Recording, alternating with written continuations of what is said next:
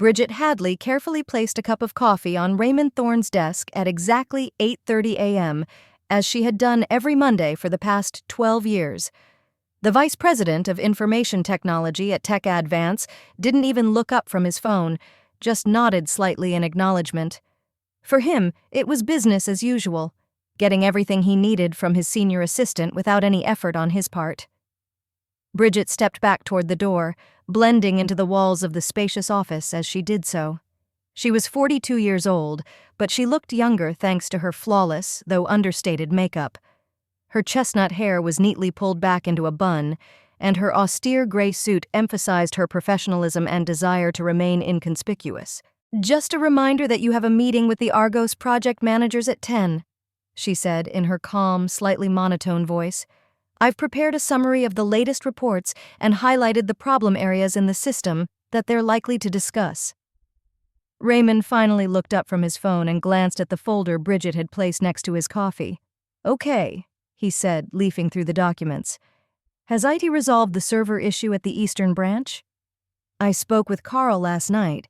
He said it would take a couple more days, but I suggested an alternative solution that they are currently testing. If all goes well, the system should be back to normal by lunchtime." Raymond didn't even ask what solution she had suggested. Over the years, he had grown accustomed to relying on Bridget's competence, although he rarely admitted it.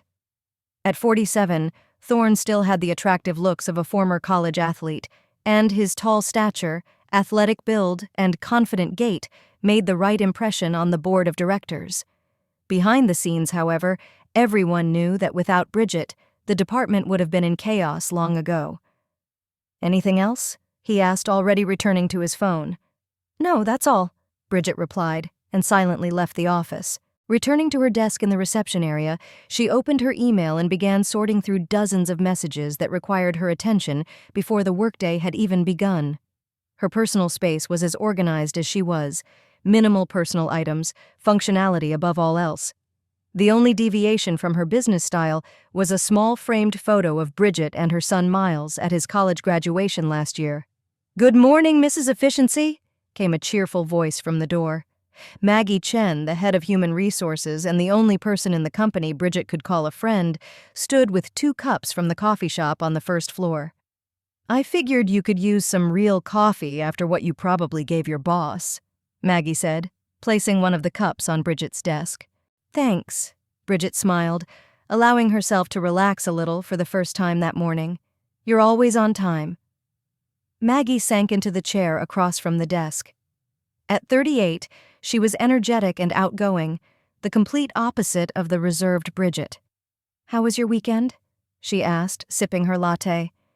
"Did you get a chance to relax, or were you working again?" Bridget shrugged slightly. "Miles came over for dinner on Saturday. He showed me photos from his trip to Austin, and on Sunday, I reviewed the Argos reports." Something doesn't add up, but no one seems to notice. Maggie rolled her eyes. "Someday you'll learn to really relax. Your son is grown up. You could start living for yourself." "I do live for myself," Bridget objected. "I like my job." "You like being Thorne's shadow?" Maggie asked skeptically. "Bridget, you're smarter than half the managers in this company, including your boss. Why have you never applied for a promotion?" This wasn't the first time they'd had this conversation, and Bridget knew all the arguments by heart. But today there was something new in her friend's words. "Something happened?" she asked, looking closely at Maggie. Maggie hesitated, then leaned closer and lowered her voice. "I shouldn't say this, but we have a new employee in the marketing department, Elliot Preston. He requested a transfer to IT, and Thorne agreed to take him on as an innovation specialist." "An innovation specialist?" Bridget repeated. "We don't have such a position." "You do now," Maggie said emphatically. "Apparently, he impressed Thorne at the last company party. They were discussing some tech trends, and Thorne decided he needed someone who could see the future." Bridget frowned. Raymond usually discussed all personnel changes in the department with her. "When does he start?" "Today," Maggie replied. "I'm sorry. I only found out this morning when I was checking the documents." Before Bridget could respond, the office door opened again, and a young man in his 30s entered with a confident smile on his face. His dark blue suit seemed too expensive for an average Tech Advance employee, and his light hair was styled so carefully that it looked almost unnatural. "Good morning, ladies," he exclaimed with an enthusiasm that seemed excessive to Bridget for a Monday. "I'm Elliot Preston, the new innovative technology specialist. And you must be the legendary Bridget Hadley?" The word legendary sounded slightly ironic, which Bridget picked up on immediately. She stood up and held out her hand. "Just Bridget," she said in a neutral tone. "Welcome to the department." Elliot's handshake was firm and confident, as if he were trying to demonstrate dominance from the first contact. "Raymond has told me a lot about you," he continued, holding her hand longer than necessary. "He says you're the life of the party here." Bridget almost smiled. Raymond Thorne would never have said anything like that. To him, she was a function, not a person. "Mr. Thorne is in his office," she said, freeing her hand. "Would you like me to introduce you?" "Oh, we've already met." Elliot waved her off casually. "I'll stop by his office later." I wanted to look around and meet the team first. Maggie, who had been watching this exchange with undisguised interest, stood up and introduced herself. "Maggie Chen, Head of Human Resources. If you have any questions, please don't hesitate to ask." "I will." Elliot smiled, but his gaze was already moving on, assessing the office space and the employees who were beginning to gather for the start of the workday. After a brief conversation, he went to meet the rest of the team, leaving Bridget and Maggie alone. "What do you think?" Maggie asked when he was far enough away. Bridget stared thoughtfully after the new employee. "I don't know," she replied finally, "but something tells me he's not here to look to the future." Over the next few weeks, Bridget watched Elliot Preston closely. Despite the vague description of his job, he seemed to have access to all aspects of the IT department, including those that normally required special permissions. Particularly alarming was how quickly he had become close to Raymond Thorne. Now they often had lunch together, and sometimes even went off to play golf in the middle of the workday, a privilege that no other employee had ever enjoyed. Bridget noticed a change in Raymond's behavior. He asked her for advice less and less, and increasingly invited Elliot to meetings that she used to attend. One morning, about a month after Elliot's arrival, Bridget found a stack of reports on her desk that were supposed to be sent to the board of directors. "Raymond said you should check the numbers," Elliot explained, leaning casually against the doorframe. "I prepared the presentation, but he wants you to make sure everything is correct." Bridget silently took the documents and began to look through them. On the third page, she noticed a serious error in the calculations that could lead to a misinterpretation of the data for the Argos project. "The numbers are wrong here," she said, pointing to the table. "The budget was revised 2 weeks ago." Elliot shrugged. "I used the data Raymond gave me." "That data is out of date. I sent the updated version to all project managers, including Raymond." "Maybe he decided to use the original figures," Elliot suggested with a slight smile. "In any case, just correct what needs to be corrected. The presentation is in 2 hours." He left, leaving Bridget alone with a mountain of documents that needed serious reworking. She spent the entire morning correcting errors and inconsistencies and barely managed to finish by the appointed time. When she brought the corrected materials to the conference room, Raymond and Elliot were already talking to several members of the board of directors. Bridget quietly placed the folders on the table and tried to slip away unnoticed, but Raymond called after her. "Ah, Bridget, good thing you're here. Elliot was just telling me about his proposal to optimize the security system." Bridget stopped, surprised that she had been asked to stay. She didn't usually attend such meetings unless she was needed to take notes or provide information on request. "I think Bridget could give her assessment," Raymond continued, gesturing for her to sit down. "After all, she's been working with our systems longer than anyone else." Elliot smiled, but his eyes remained cold. "Of course, Bridget's opinion is very valuable," he said, "although I must admit, some of my suggestions may seem a little too innovative for the traditional approach." Bridget felt a subtle jab in his words. Traditional sounded almost like outdated coming from him. "I'm always open to innovation," she replied calmly, sitting down, "as long as it actually improves the system and doesn't just look impressive on paper." One of the directors smirked, and Elliot lost his confidence for a moment, but quickly regained his composure. "Then let me demonstrate," he said, moving on to his presentation.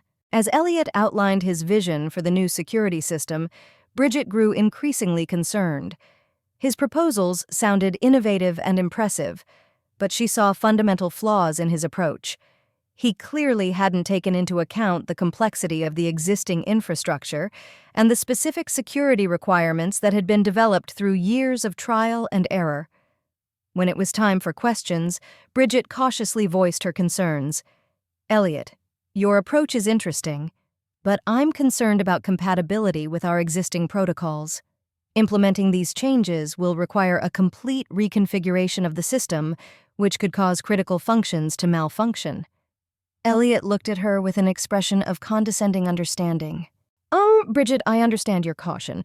12 years of working with one system naturally leads to a certain attachment to existing methods, but technology evolves, and sometimes you have to completely change your approach to keep up with the times." He turned to the directors. "That's why Raymond invited me to join the team, to bring a fresh perspective that isn't limited by historical decisions." Bridget noticed Raymond nod in agreement. For the first time in all her years on the job, she felt like she didn't belong. After the meeting, which ended with the approval of Elliot's proposals, Bridget tried to talk to Raymond alone. "I really think we need to analyze these changes more carefully," she said, following him into his office. "Elliot isn't taking many critical factors into account." Raymond sighed as if he were talking to a child who didn't understand the obvious. "Bridget, I appreciate your opinion, but we need to move forward. Elliot is offering exactly what the company needs right now. But his proposals are based on an incomplete understanding of our infrastructure," she insisted. "I've been working with these systems for 12 years. "That's exactly what Elliot is saying," Raymond interrupted. "Sometimes long experience with one system can limit your vision. We need new ideas, new approaches." Bridget felt something cold tighten in her chest. 12 years of loyal service, and now her experience was considered a liability. "I'm just asking for time to review his proposals, and perhaps find a way to integrate new ideas without jeopardizing the existing system," she said, trying to sound professional, though she was growing increasingly irritated. Raymond glanced at his watch, clearly wanting to end the conversation. "All right, review the materials and have your comments ready by the end of the week, but keep in mind that the major decisions have already been made." That was all she could get, and Bridget nodded silently as she left the office. Returning to her desk, she found Maggie waiting for her with a worried expression on her face. "I saw you coming out of the meeting," Maggie said. "Is everything okay?" Bridget shook her head. "Thorne fully supports Elliot's proposals, even though they're potentially dangerous for the system. He won't even listen to my objections." Maggie looked around cautiously to make sure no one could hear them. "Bridget, there's a rumor going around." She lowered her voice. "They say Thorne is grooming Elliot to be his deputy. Apparently Johnson is retiring at the end of the year, and Thorne wants Elliot to take his place." Bridget looked at her friend in amazement. "Deputy? He's only been here a month. He has virtually no experience with our systems." "I know," Maggie nodded, "but he knows how to impress the right people, and it seems like Thorne sees some potential in him." Bridget was silent, trying to process what she had heard. All these years, she had believed that her loyalty and competence were valued, that she was an integral part of the team. Now it turned out that all that could be replaced by a young man with ambition and the ability to flatter his superiors. "What are you going to do?" Maggie asked.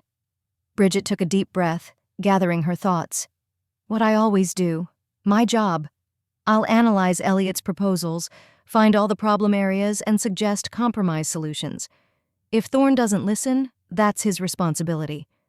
Maggie looked at her with a mixture of admiration and sadness.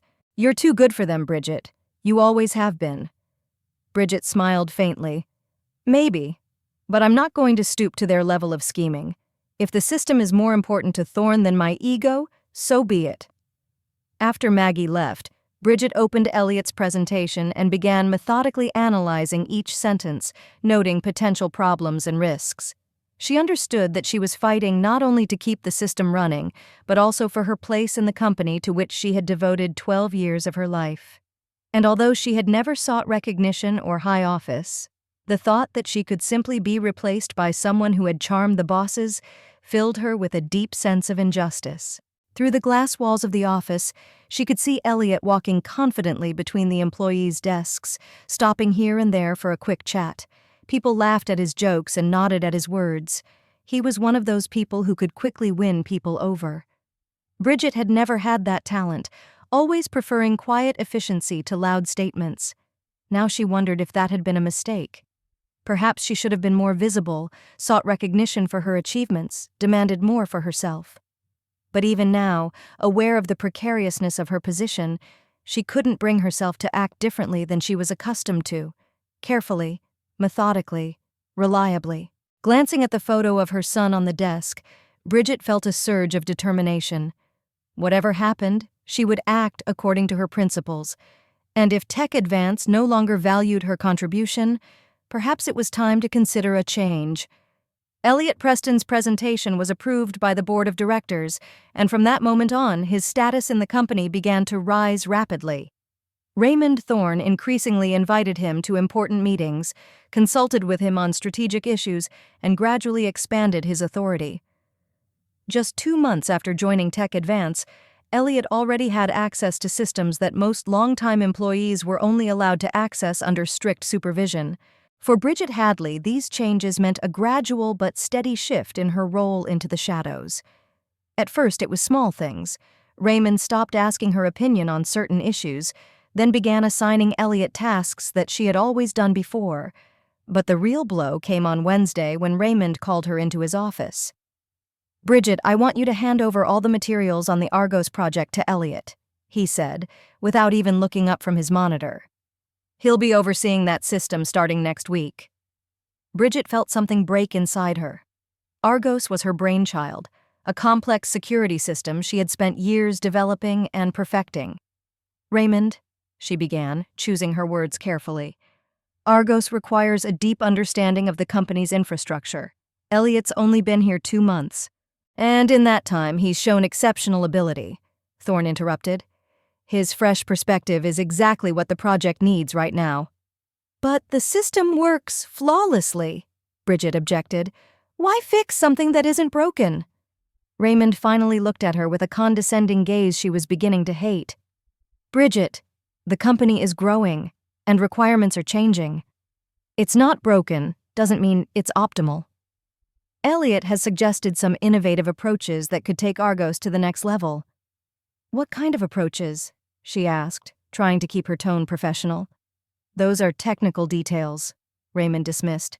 "Elliot explained the concept to me, and I fully support it." So he doesn't even understand what he's talking about, Bridget thought, but said aloud, "Can I at least look at his proposals before we implement changes to a critical system?" Raymond frowned, as if her persistence annoyed him. "Fine, I'll ask Elliot to send you the materials. But the decision has already been made, Bridget. Just give him all the information he needs and help with the transition." After that conversation, she returned to her desk, feeling a mixture of anger and helplessness. Half an hour later, an email from Elliot arrived in her inbox, a brief presentation of his innovative ideas for Argos. Bridget opened the file and began to read, growing more concerned with each page. Elliot's proposals weren't just risky, they were potentially disastrous. He planned to restructure the system in a way that would undermine the multi-layered defenses she had spent years building. Worse, some of his innovative solutions were simply rehashed ideas she had proposed a year ago, but which required careful implementation to accommodate the unique characteristics of the existing architecture. Bridget immediately compiled a detailed risk analysis and sent it to Raymond and Elliot, insisting on a meeting to discuss the issues. There was no response that day or the next. When she finally ran into Elliot in the hallway, he smiled his usual smug smile. "Ah, Bridget, got your letter. Very detailed analysis. But don't worry, I've taken all the risks into account." "Not judging by your presentation," she replied bluntly. "You're going to effectively dismantle the security system and rebuild it without understanding how the key components work." Elliot's smile became tense. I appreciate your concern, but perhaps you're too attached to your brainchild. Sometimes you have to let go of control to allow a project to evolve. This isn't about control, it's about the security of the company, Bridget objected. Your changes could lead to serious vulnerabilities. Elliot lowered his voice, his tone becoming almost condescending. Look, I understand that it's hard for you to accept that someone else could improve your work, but technology doesn't stand still. What was innovative 10 years ago is obsolete today. What I developed isn't obsolete, Bridget retorted, feeling anger rising inside her. The system is regularly updated and adapted. The problem isn't my ego, it's your misunderstanding of the fundamental principles of how Argos works. Elliot sighed as if talking to a child. Raymond has already made his decision, Bridget. Your approval isn't really required. I'm just trying to be polite and include you in the process. After all, it's your legacy, and it would be a shame if you were left out. With that, he left, leaving her standing in the hallway feeling as if she had been punched in the gut. For the first time in her 12 years at Tech Advance, Bridget felt that her professionalism and knowledge were not just being ignored, they were being actively devalued. In the days that followed, the situation only got worse. At a department-wide meeting, Elliot presented his vision for modernizing the IT infrastructure, including a number of ideas that Bridget had proposed months earlier, but which had not received Raymond's support. Now, coming from Elliot, they were met with enthusiasm. Brilliant, Raymond exclaimed after the presentation. That's exactly the fresh perspective we need. Bridget sat silently, feeling that every word of praise for Elliot reinforced her isolation. None of her colleagues pointed out that many of these ideas had originally been hers. Either they didn't remember, or they didn't want to ruin their relationship with the company's new rising star. After the meeting, Maggie, the only person who had noticed her state, approached her. "Are you okay?" she asked quietly. Bridget shook her head. "He literally presented my ideas as his own, and no one even batted an eyelid." Maggie squeezed her hand sympathetically. "I noticed. That was unpleasant to watch." "It's not even about the credit," Bridget continued. "It's that he's going to implement these changes without understanding how everything in the system works. It's like a surgeon who read a book and now thinks he can perform heart surgery." "Have you talked to Raymond?" "I tried, but he either doesn't listen or doesn't understand. Elliot knows how to package his ideas in fancy words that sound impressive to non-specialists." Maggie bit her lip thoughtfully. "Maybe you should go directly to the technical director, explain the risks?" Bridget sighed. "I already tried that. I sent a detailed analysis to James last week. He replied that he trusts Raymond's assessment." The situation was becoming increasingly tense. Elliot began to win over other IT employees, especially young specialists who were charmed by his charisma and promises of revolutionary changes. Bridget found herself increasingly isolated. Her opinion was sought less and less, and invitations to important meetings gradually dried up. One day, she overheard a conversation between two young programmers in the coffee room. "Elliot says that Bridget is too conservative and afraid of change," said one. "That's why the company is stuck with outdated systems." "Yeah, he thinks she's deliberately complicating the infrastructure to make herself indispensable," added the second. "Like, if no one else understands how everything works, they can't fire her." Bridget froze at the door, stunned not so much by the slander itself as by how easily her colleagues believed it. 12 years of impeccable work, and her reputation could be destroyed by a few whispers behind her back. Returning to her desk, she opened her email and found a new message from Raymond. "Bridget, due to a department reorganization, your presence at today's strategic planning meeting is not required. Elliot will present our ideas to the board of directors, RT." That was the last straw. The strategic planning meeting was a key event of the quarter, and she had always been included in these discussions. Now she had been simply crossed off the list and replaced by someone who had been with the company for less than 4 months. Bridget looked at her watch. It was almost 6 in the evening, and most of the employees had already gone home. She opened the monitoring system and began reviewing the logs of the latest changes made by Elliot. What she saw made her heart sink. He had already started making changes to the Argos architecture, and he was doing it so clumsily that he was creating critical vulnerabilities. Bridget spent the next 2 hours compiling a detailed report on the issues and sent it not only to Raymond, but also to the technical director and even the security director, insisting on immediate intervention. The next morning, she received a short reply from Raymond. "Your concerns have been noted, but Elliot has assured me that temporary vulnerabilities are part of the upgrade process. Everything will be fixed by the end of the week. Please focus on your current responsibilities and do not interfere with the Argos project." Bridget read the message several times, unable to believe her eyes. Temporary vulnerabilities in the corporate network security system were like temporarily removing the locks from all the doors in the office. Even worse, she was explicitly forbidden from interfering, even when she saw obvious danger. Throughout the day, Elliot walked past her desk several times, each time with a triumphant smile. He knew he had won the battle for influence and was now enjoying his victory. At lunch, Maggie found Bridget in a quiet corner of the cafeteria. "I heard about yesterday's email," she said, sitting down next to her. "The whole HR department is buzzing." Bridget raised an eyebrow. "What exactly did you hear?" "That you accused Thorne, the golden boy, of incompetence and sent a complaint to the entire management team," Maggie replied. "Elliot is presenting it as a desperate attempt to maintain control over the project." "Sure," Bridget said with a bitter smile, "because professional concern for the company's safety is obviously just female hysteria." After lunch, the situation took an even more unpleasant turn. Passing by Raymond's office, Bridget noticed that some kind of meeting was going on.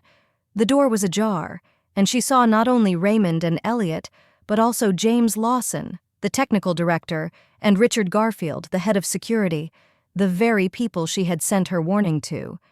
She slowed her pace, trying to catch snippets of the conversation, and heard Elliot say, "It's just resistance to change. It often happens with employees who have been working with the same system for too long. They start to perceive any change as a personal threat." "But what about the vulnerabilities she described?" "That sounds pretty serious," Richard asked. "I already explained to Raymond," Elliot replied.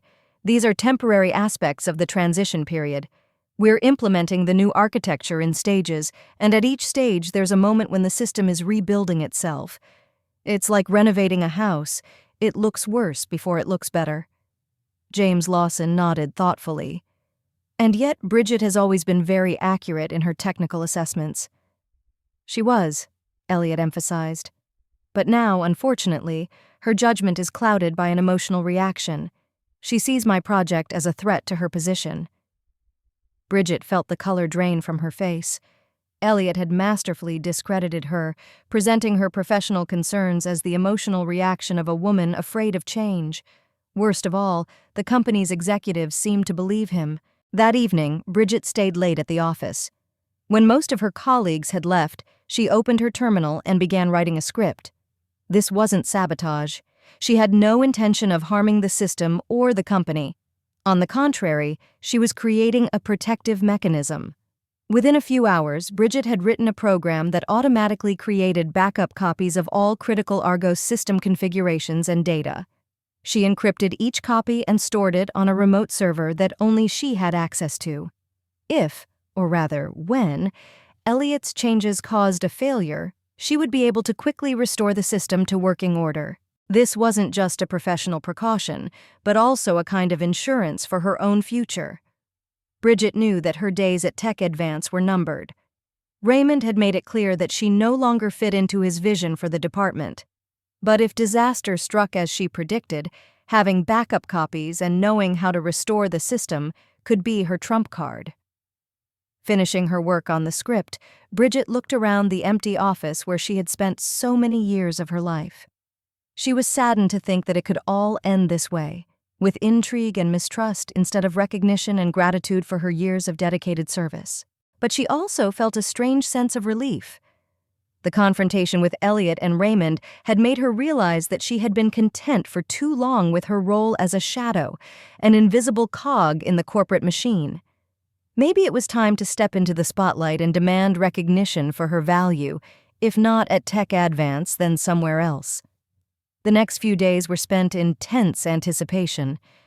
Bridget continued to perform her daily duties, but she could feel the atmosphere in the office changing. Colleagues she had worked with for years now avoided direct contact, as if her problems with management were contagious. Younger employees openly joined Elliot's team, charmed by his charisma and promises of revolutionary change. On Friday morning, when Bridget entered the office, she noticed unusual activity. A group of executives, including Raymond and Elliot, had gathered in the conference room, even though no meetings were scheduled for that time. Through the glass walls, she could see them discussing something animatedly, periodically pointing to a large screen. Maggie appeared out of nowhere. "They're announcing Elliot's promotion," she said quietly. "He's officially Raymond's deputy starting next Monday. Johnson handed in his resignation last night." "So soon?" was all Bridget could say. "Yes, it all happened very quickly and—" Maggie hesitated. "There's something else. They're planning to reorganize the entire department. Some positions will be eliminated." Bridget didn't need to ask which positions she meant. Maggie's expression said it all. "I see," she said, surprised at her own calmness. "When?" "I don't know exactly, but judging by the documents I've seen, very soon, possibly within the next week. I'm so sorry, Brid. It's not fair." "Life is rarely fair," Bridget replied, watching Elliot gesticulate in front of his audience, clearly enjoying the attention. "But sometimes it's poetic." "What do you mean?" Maggie asked anxiously. Bridget smiled slightly. "Nothing much. Just thinking about how quickly circumstances can change. Today you're on top, tomorrow you're in the gutter. What are you going to do?" "What I've always done. My job. As long as I'm allowed to stay here.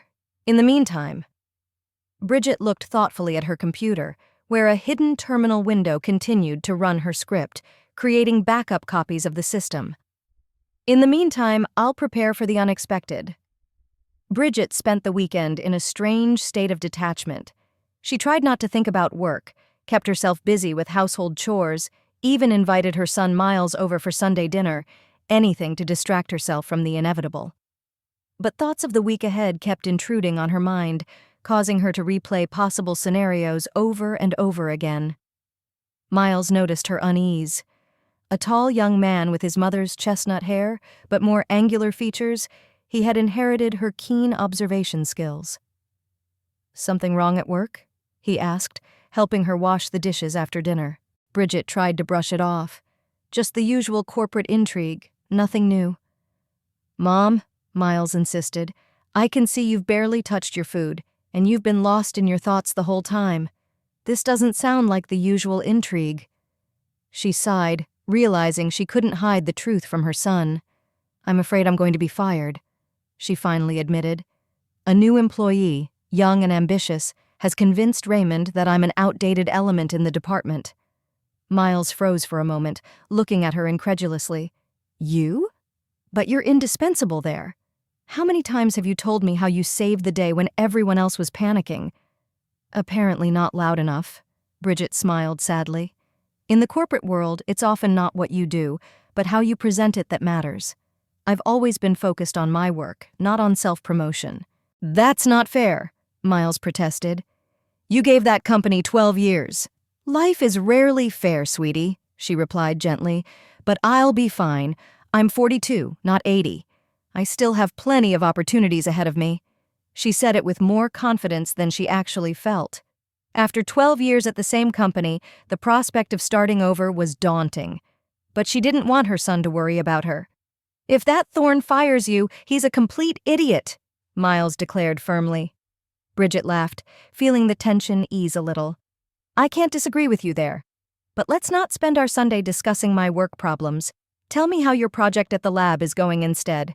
They spent the rest of the day talking about Miles's work, his plans for the future, and funny stories from his life. When he left that evening, Bridget felt a surge of gratitude for having such a wonderful son who reminded her that life was not limited to the walls of Tech Advance.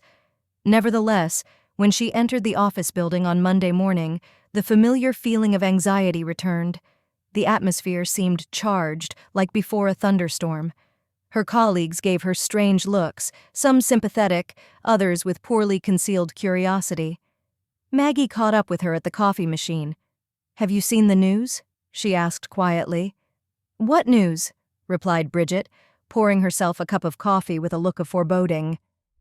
"The official announcement. Elliot has been appointed the new deputy vice president. The whole company was notified this morning." Bridget nodded slowly. It wasn't a surprise. Maggie had already warned her about the upcoming changes. "What about the reorganization?" she asked, taking a sip of coffee that was too hot. Maggie looked around nervously. "Nothing official yet, but Raymond has requested a meeting with HR at 10. I'll be there. You know I can't give you any details, but my name is on the agenda," Bridget finished for her. "Don't worry, I understand. You're already taking a risk by telling me this much." "I'm so sorry, Brid," Maggie whispered. "I tried to convince them it was a mistake, but the decision has already been made at the top." Bridget squeezed her friend's hand. "It's not your fault, and I appreciate your support, I really do."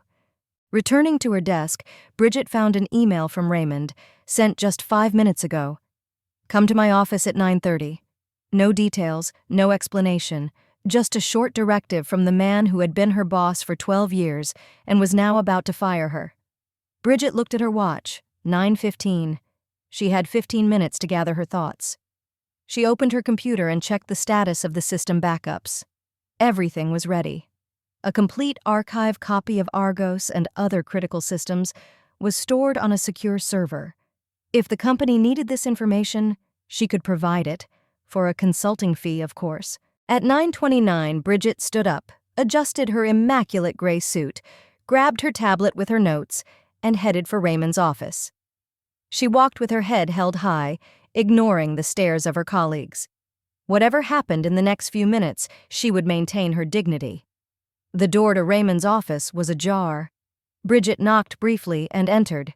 Inside, she found not only Raymond sitting at his massive desk, but also Elliot standing by the window overlooking Dallas, clearly enjoying the moment. "Ah, Bridget," Raymond said without getting up. "Come in, close the door."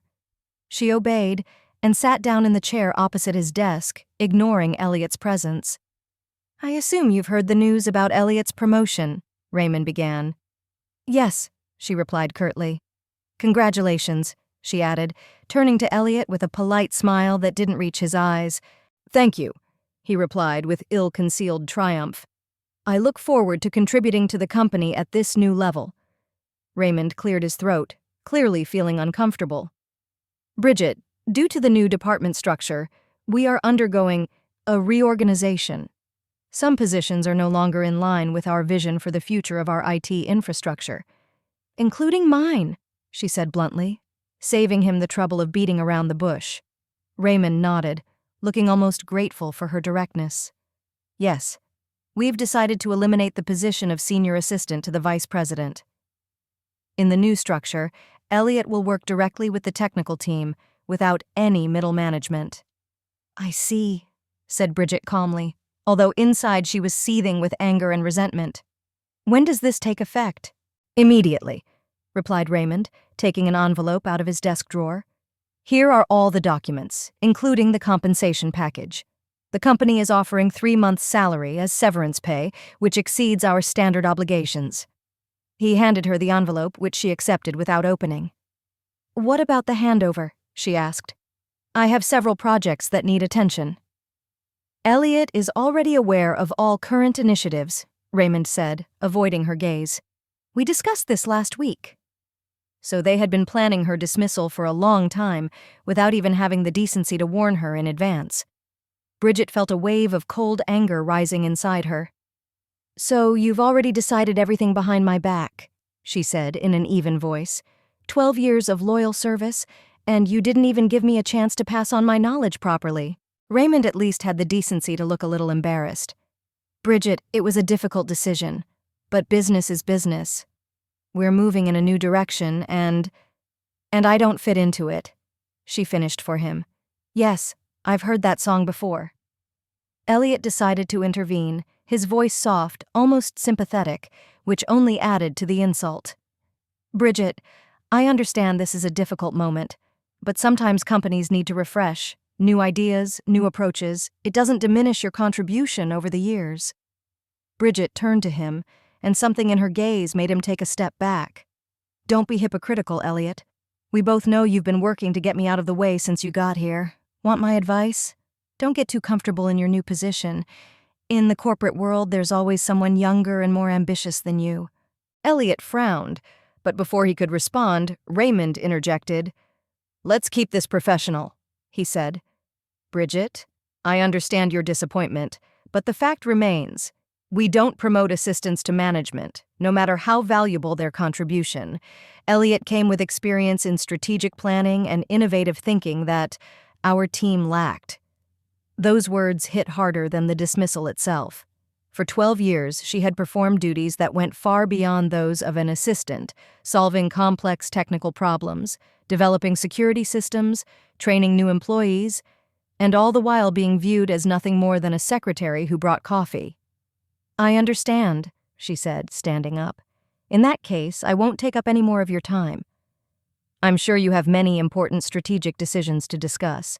Raymond looked almost relieved that the unpleasant conversation was coming to an end. Security will escort you out so you can collect your personal belongings. Unfortunately, this is standard procedure when terminating employees with high-level access. Of course, Bridget nodded. We wouldn't want an upset employee accidentally damaging the systems they spent years creating. She took the envelope and headed for the door, but stopped at the threshold and turned back. Raymond, just one question. In the last 12 years, how many times have I saved the department from serious problems? How many times have I worked nights to fix other people's mistakes? How many times have my ideas and decisions helped the company save millions? Raymond looked uncomfortable. No one is denying your contribution, Bridget, but the company is moving forward and I'm being left behind, she finished. Well, good luck to both of you. I think you'll need it. With that, Bridget held out her hand first to Raymond, then to Elliot. Both looked surprised by her gesture, but shook her hand. Her handshake was firm, her gaze direct, her smile icy.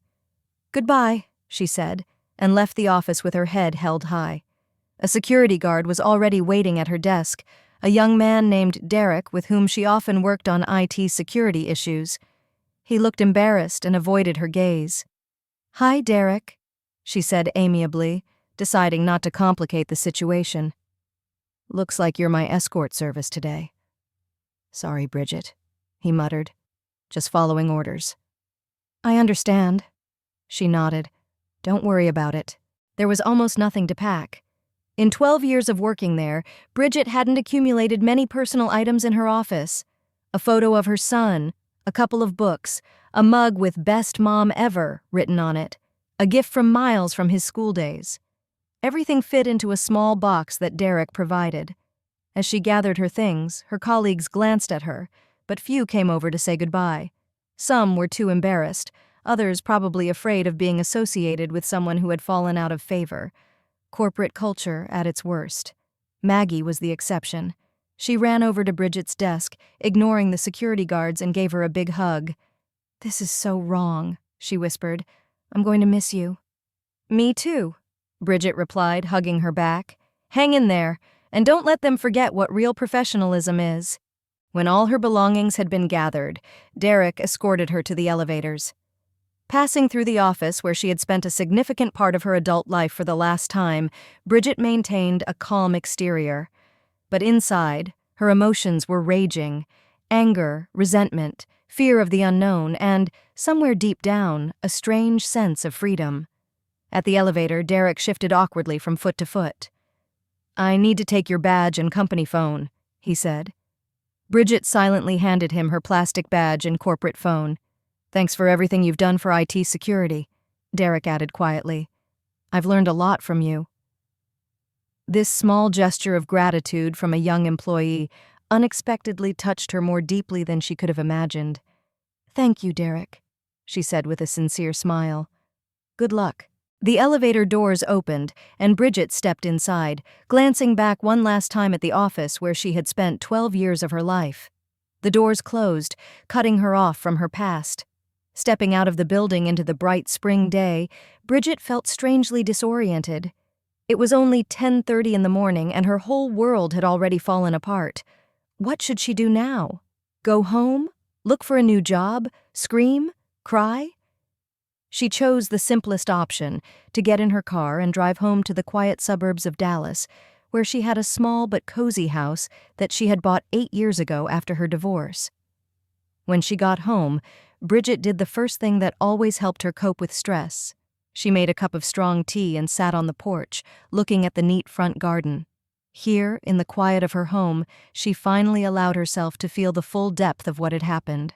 12 years of loyalty, sleepless nights, crisis management, saving her immediate superiors' asses, and it all ended with a 2-minute conversation and a security escort. "We don't promote assistance." Raymond's words kept echoing in her head, each time triggering a new wave of indignation. After an hour of reflection, Bridget shook herself. Enough self-pity. It was time to act. She grabbed her personal laptop and opened her email. First, she sent a message to Miles, briefly explaining the situation and assuring him that she was okay. Then she opened the secure server where the Tech Advanced System backups were stored. Bridget had no intention of using this information for sabotage or revenge. She was above that. But knowledge was power, and now she had information that could prove extremely valuable to the company in the near future. She checked that all the data was intact, made sure that access was securely protected by 2-factor authentication, and created a detailed catalog of everything she had.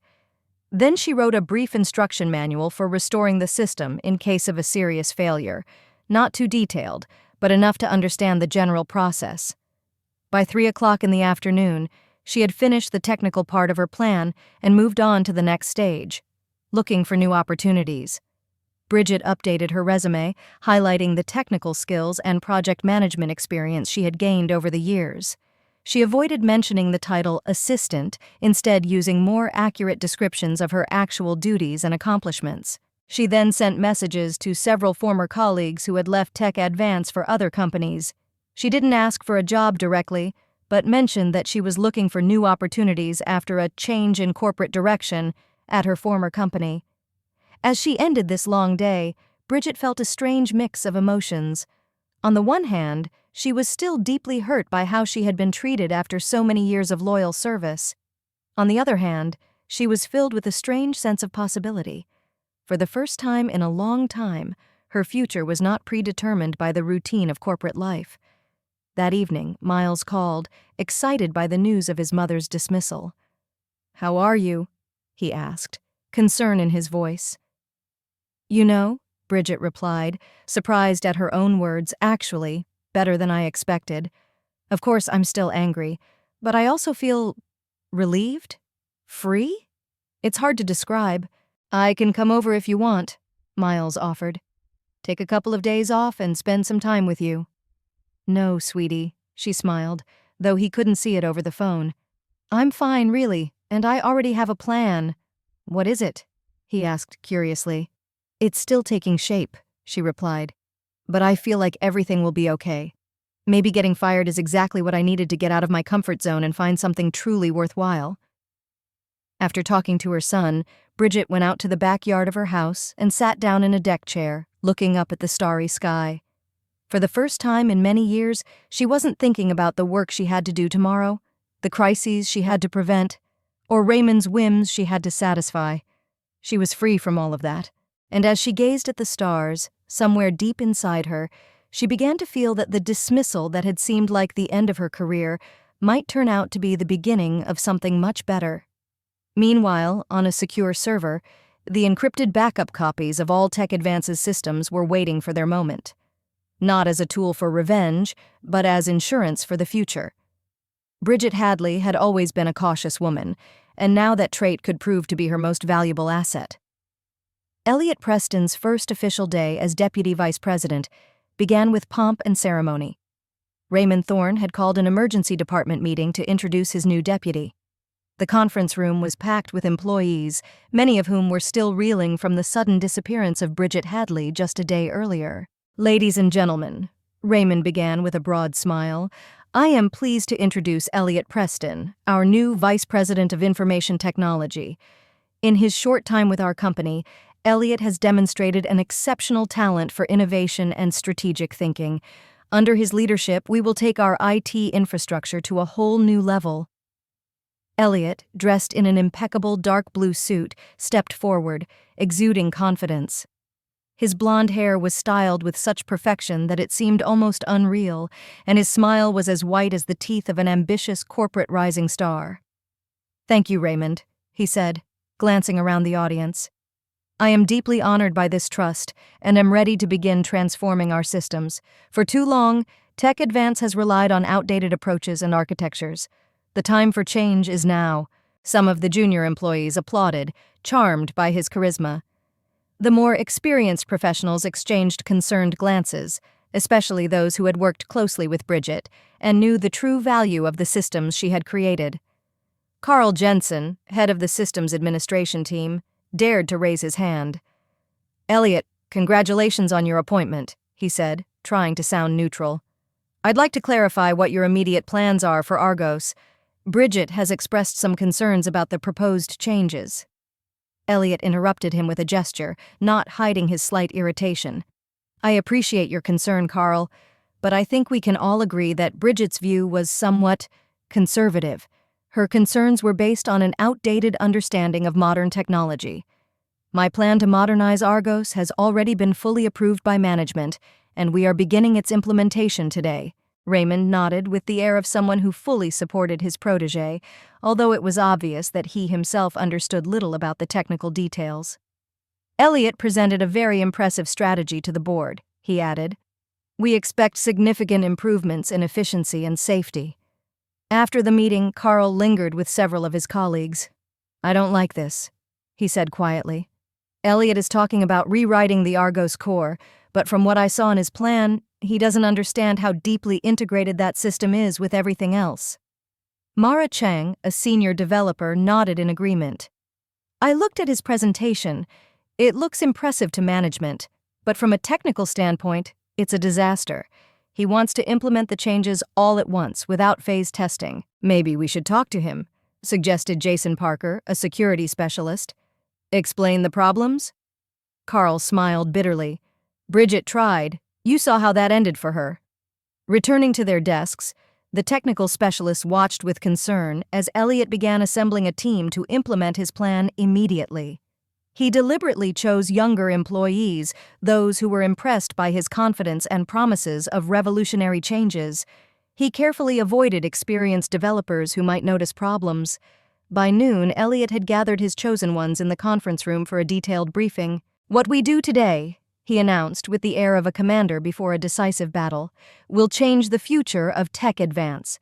Our current security system, Argos, was created in a different era, with different priorities.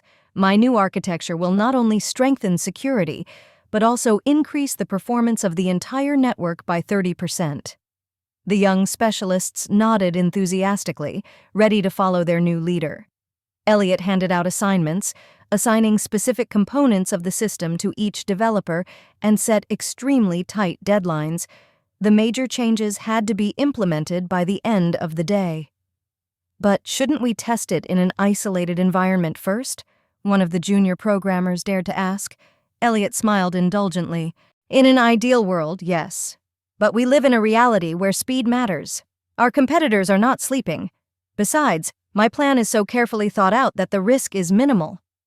This explanation was enough to silence the young team's doubts. They dispersed to their workstations, ready to rewrite the company's critical infrastructure under the guidance of a man whose experience with these systems was measured in months, not years. Carl Jensen, who had been watching from the sidelines, decided to make one last attempt to prevent disaster. He headed straight for Raymond Thorne. "Raymond, I need to talk to you about Elliot's plan," he said as he entered the vice president's office. Raymond looked annoyed by the intrusion. "What's going on, Carl? I have a call with the board in 5 minutes."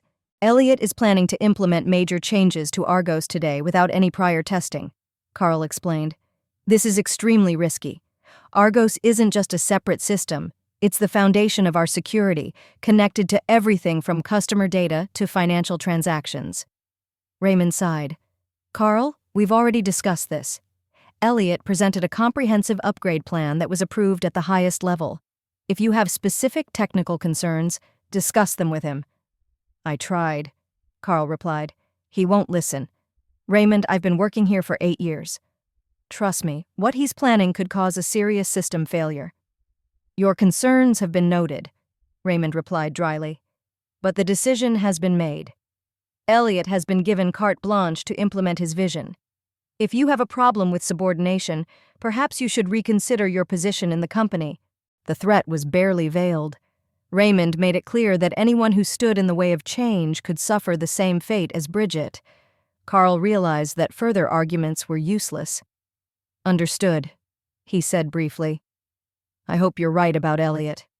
Returning to his team, Carl gathered the most experienced specialists. Prepare for the worst, he said quietly. I have a bad feeling about today. Back up all critical data you can get your hands on and be ready for emergency system recovery. Throughout the day, Elliot made periodic rounds, checking on his team's progress and issuing additional instructions, often contradicting previous ones. His confidence grew with each passing hour, fueled by the enthusiasm of the young programmers and the apparent absence of immediate problems. By 5 o'clock in the evening, most of the changes had been implemented. Elliot gathered his team for the final stage, restarting the Argos main server with the updated configuration. The moment of truth, gentlemen, he announced with a theatrical gesture, pressing the enter key to execute the restart script. Lines of code began flashing across the screen, and the load indicators filled up. Everything looked normal for about 30 seconds, then suddenly the screen was filled with error messages. One by one, related services began to fail, and a cascade of failures spread across the network at an alarming rate. What's going on? Elliot demanded, his confidence quickly giving way to panic. Looks like a configuration crash, replied one of the programmers, feverishly typing commands. The new parameters are conflicting with the existing architecture. The system can't determine the correct authentication paths. Cancel the changes, Elliot ordered. Go back to the previous configuration. We can't, the programmer replied, turning pale. The backup configuration won't activate. Something is blocking the recovery process. Elliot cursed, his usually impeccable appearance beginning to lose its polish. His tie was loose, his hair tousled from constantly running his hands through it in a gesture of despair. Isolate the main server, he commanded. Run the emergency protocols. But it was too late. The system failure spread to all connected services. One by one, the company's internal systems shut down. Then reports of problems with client servers began to pour in. Argos wasn't just a security system. It coordinated access to most of Tech Advance's services. Its failure meant almost complete paralysis for the company. At that moment, Carl Jensen burst into the server room with several system administrators. What the hell is going on here? He asked, although the answer was obvious from the panicked expressions on Elliot's team's faces. Just a few minor technical difficulties. Elliot tried to keep his cool. We're already on it. Minor difficulties? Carl interrupted, pointing to the monitors filled with error messages. The entire network is collapsing. Customer services are not responding. Internal systems are shutting down one after another. He turned to his team. Try to isolate the critical segments and run the emergency recovery protocols. Jason, check if we can restore the configuration from the last official backup. While Carl's team tried to minimize the damage, Elliot's phone started ringing off the hook. The first call was from Raymond Thorne, his voice sounding tense even through the speaker. Elliot, what's going on? I just got a call from the CEO. He says all systems are down. We've lost contact with the East office, and customers are reporting problems accessing our services. It's just a minor technical glitch, Raymond, Elliot replied, trying to sound calm. Just part of the update process. We're working on it. At that moment, the lights in the server room flickered, and the air conditioners that maintained the optimal temperature for the equipment fell silent. The emergency power kicked in with a delay, but in those few seconds, the temperature began to rise rapidly. Oh my God, whispered one of the technicians. The cooling system is down. The servers will overheat in a few minutes. Carl acted decisively, giving orders to his team. Activate emergency cooling. Shut down all non-critical systems to reduce the load on the network. Elliot stood to the side, his authority evaporating along with his self-confidence. He continued to hold the phone, from which Raymond's demanding questions could be heard, but it seemed as if he couldn't hear them. Raymond's phone, meanwhile, continued to ring. He sat in his office, switching between lines, trying to calm angry customers and alarmed management. "Yes, Mr. Anderson, I understand that your servers are down," he said to a major client. "Our technical team is working on the problem. I personally guarantee that everything will be fixed as soon as possible." He pressed the button, switching to another line. "Miss Chang, yes, I understand the critical nature of the situation.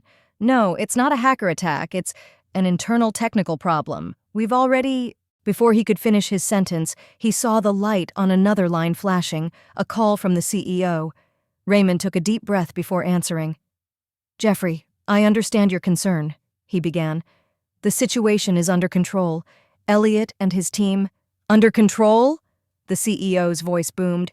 "Raymond, all of our financial systems just went down. Transactions are frozen, customers can't access their data, and you're telling me the situation is under control?" "We're working on a solution," Raymond tried to calm him down. "These are temporary difficulties related to the upgrade." "Upgrade?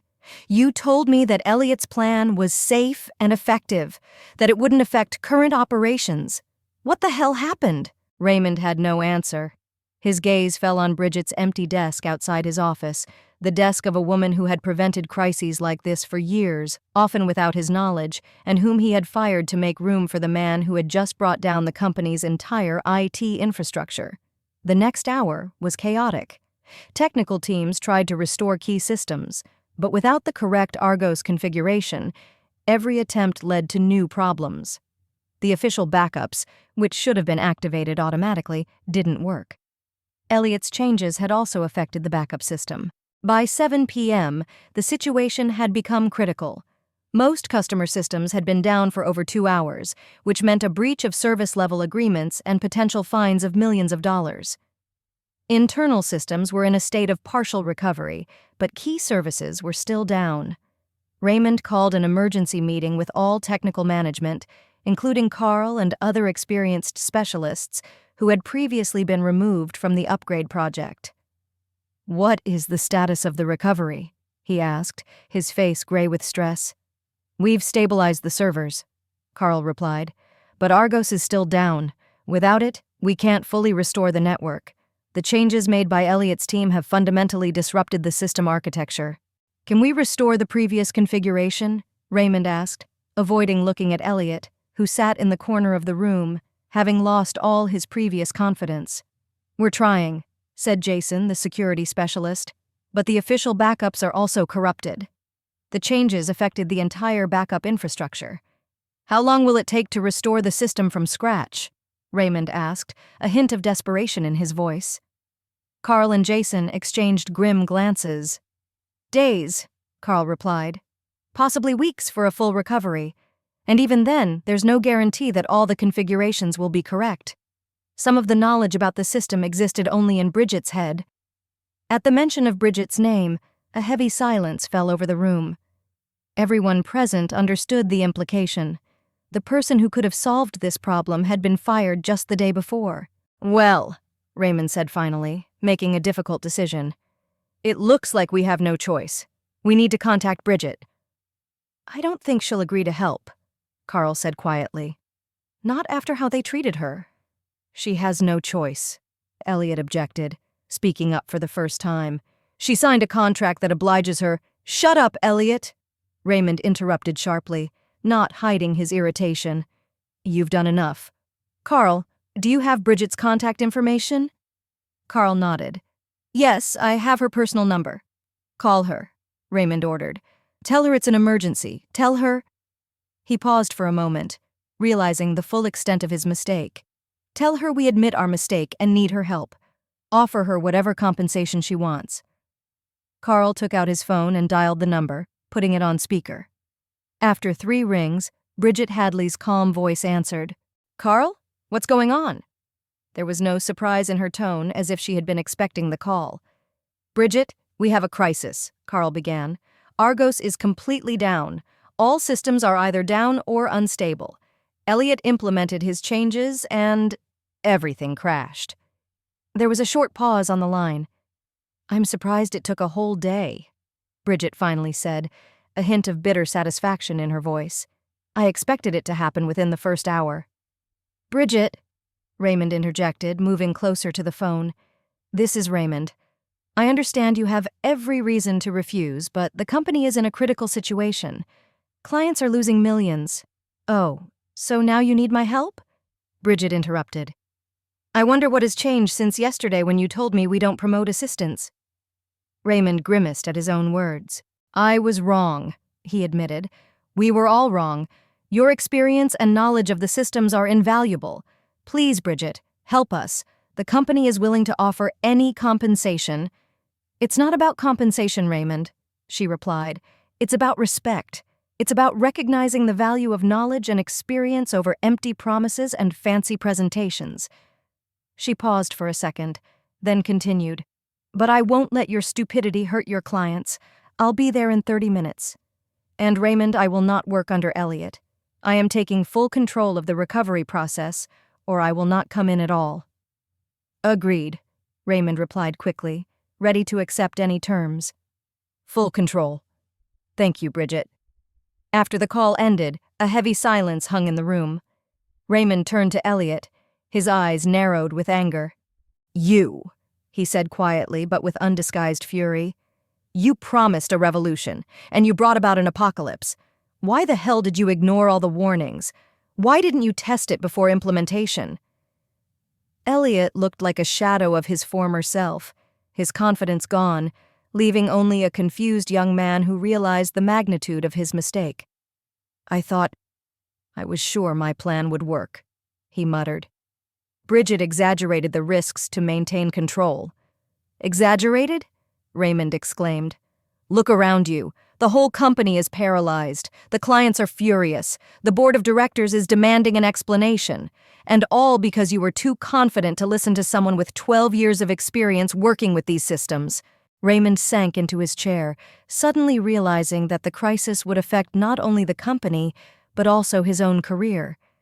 He was the one who had promoted Elliot, who had allowed Bridget to be fired, who had approved the risky plan without proper review. God, what have I done? He muttered, more to himself than to those around him. Meanwhile, Carl and his team continued their attempts to stabilize the remaining systems, preparing for Bridget's arrival. The atmosphere in the office was tense, but there was a hint of hope. The savior was on her way. Exactly 30 minutes after the call, the IT department door opened and Bridget Hadley walked in.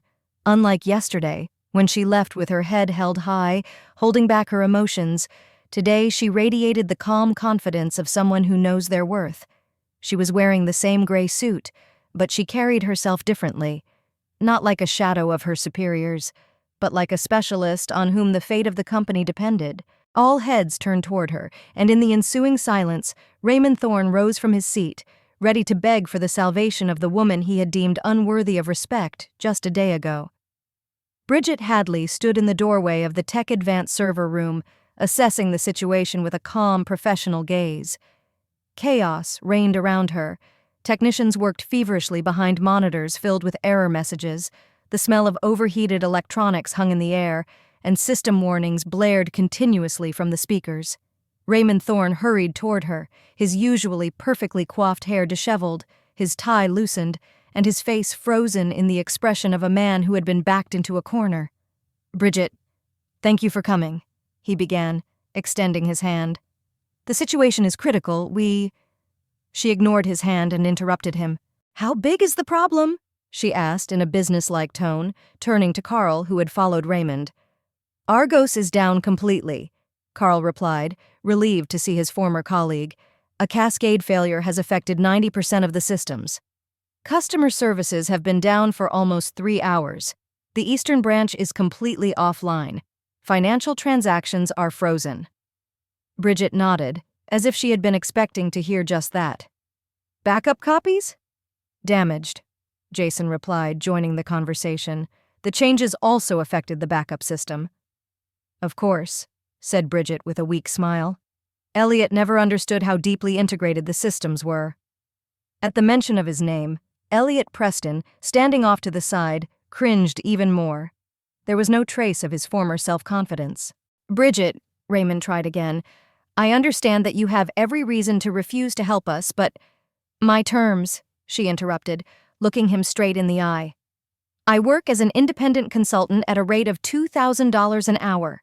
The minimum order is 20 hours, paid in advance. I have complete control over the recovery process, without interference from management. Elliot is not allowed in the server room while I am here, and I will require a written apology from the company for my unjustified dismissal." Raymond blinked, stunned by her demands. The amount was astronomical, $40,000 for a day's work, dozens of times her former salary. "Bridget, that's excessive," he began. "You're losing about $1 million an hour because of the system shutdown," she replied coldly. "Not to mention the loss of reputation and potential lawsuits from clients. My terms or I'm out." Raymond glanced at the clock showing the downtime and gave in. "All right, your terms are accepted. Accounting will draw up a contract, and in the meantime—" "No," Bridget interrupted him again. "First, the money goes into my account, then I start working, and I need a document with your signature confirming my terms." "Right now." Raymond looked as if he was about to object, but then sighed and nodded. "Give me 10 minutes," he said, and hurried to his office. While Raymond was busy with paperwork, Bridget turned to the technical specialists. "Show me exactly what Elliot changed." Carl and Jason led her to the main console, which displayed the history of changes to the system. Bridget methodically reviewed the commits, sometimes shaking her head, sometimes muttering quietly. "Impressive," she said finally. "He managed to violate virtually every fundamental principle of architecture in a single day. Even with deliberate sabotage, it would be difficult to achieve such results." Elliot, still standing to one side, turned even paler. Bridget didn't even glance at him.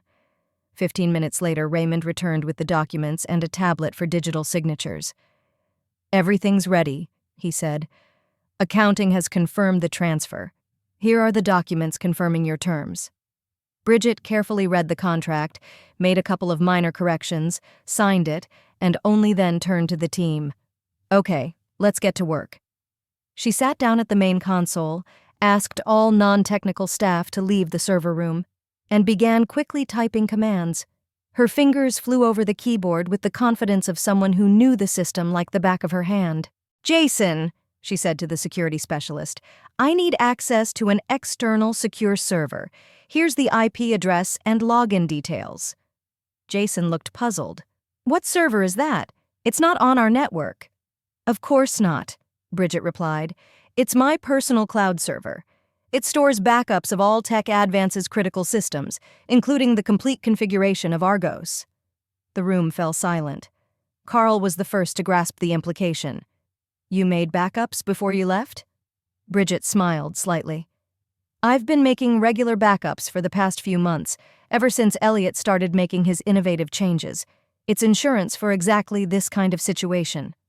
"That's—" Raymond stumbled, searching for the right words. "That's corporate data. Technically, copying it to external servers saves the company from disaster, as we can see right now," Bridget finished for him. "But if you'd rather not use my copies, I can leave, and you can continue the recovery on your own. In a week or two, you might be able to restore at least some of the functionality." Raymond raised his hands in a gesture of surrender. No, please continue. We appreciate your foresight." With access to the backup copies, Bridget's work went much faster. She strategically divided the tasks among the available specialists, directing the recovery process with the precision of an experienced commander. "Carl, start with restoring the Argos kernel. Jason, as soon as the kernel is up and running, start restoring the authentication services. Mara, your job is client connections." The team worked smoothly under her leadership. An hour later, the first signs of improvement appeared. Some internal systems began to respond. 2 hours later, communication with the Eastern Branch was restored. By midnight, the main customer services were back online. Raymond periodically checked the server room for updates on the restoration status. Each time, Bridget reported progress briefly and to the point, without unnecessary emotion. 30% of the systems have been restored. Expected time to full recovery is 6 hours. 50% online. Critical customer services are functioning. Financial systems will be available in 40 minutes. Raymond simply nodded, not daring to ask any questions or offer any help. For the first time in his career, he felt completely superfluous in his own department. By 3 a.m, most of the systems had been restored. Bridget gave the team a short break and stepped out into the hallway to stretch her legs. There she ran into Raymond, who was waiting for the next status update. 80% of the systems are back up, she said before he could ask. Everything will be working by morning. Bridget, Raymond began, clearly choosing his words carefully, I want to apologize. You were right about Elliot, about the risks. I made a huge mistake. She looked at him blankly. Yes, you did. I'd like to offer you your job back. With a promotion, of course. Director of IT Security. Full control over Argos and related systems. A significant raise. Bridget laughed softly, but there was no joy in her laughter. Raymond, do you really think I'm going to go back to work for a company that threw me out like a piece of trash after 12 years of service? Where my professionalism and experience were valued less than the pretty presentations of a charlatan? I understand your disappointment, Raymond said, but think about the opportunities. You always wanted a higher position, more influence. No, Bridget interrupted him. You don't know what I wanted because you never asked.